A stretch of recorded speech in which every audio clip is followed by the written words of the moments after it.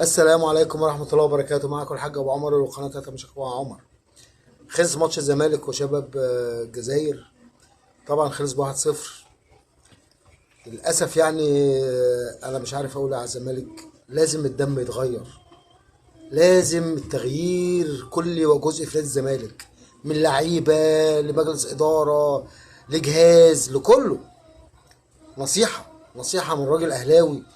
الزمالك لازم يتغير جزئي وكلي. لعيبه خلاص، شيكابالا بقى كفايه عليك يا شيكابالا كده. تبدا تدرب بقى في الفريق او تقف في محل عصير. يعني تفهمني ازاي تقف في محل عصير قصب. ومحمد عبد الشافي يروح يشوف الارض بتاع ابوه، الارض بتاعت ابوه يراعيها. خلاص بقى يا جماعه، بقى شوفوا لعيبه تانية بقى. خلاص كده كفايه، كفايه فضايح وكفايه مهزله. يعني كفايه كده بقى، رايح جاي فوق وتحت محله زي اهلي بيراميدز اسوان طالع الجيش بيراميدزات. ايه يا جماعه؟ هتتغلبوا من مين تاني؟ في ايه تاني؟ كفايه كده عليكم يا زمالك، كفايه كده. غير الدنيا دي كلها، والجهاز والاداره واللعيبه كل حاجه يتغير. الدم يتغير. الدم احمر، خلي بالكم، مش عارف هيتغير ولا لا. فلازم صحوه في الزمالك. لعيبه تتغير. في لعيبه خلاص جابت اخر حاجه. شيكابالا ده خلاص عصير قصب، يقف في محل عصير قصب.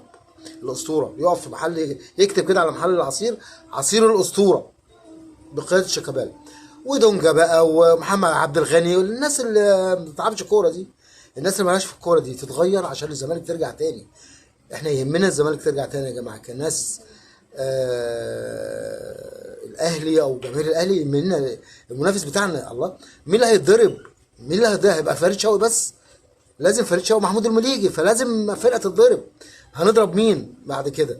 فلازم ترجع تاني الزمالك يا جماعه عشان تتضرب، قصدي عشان تنافس على الدوري. واتمنى لها والله المنافس بتاعنا يعني. مش عارف اقول ايه، مش عارف اقول ايه. انا نفسي اروح اشرب عصير قصب من محل بتاع شيكابالا، نفسي. معاكم الحاج ابو عمر وقناه مشاكل ابو عمر، ونتقابل بكره ماتش الاهلي وفلامينجو. اتفرجوا. معاكم الحاج ابو عمر، وكل سنه وانتم طيبين، والسلام عليكم ورحمه الله.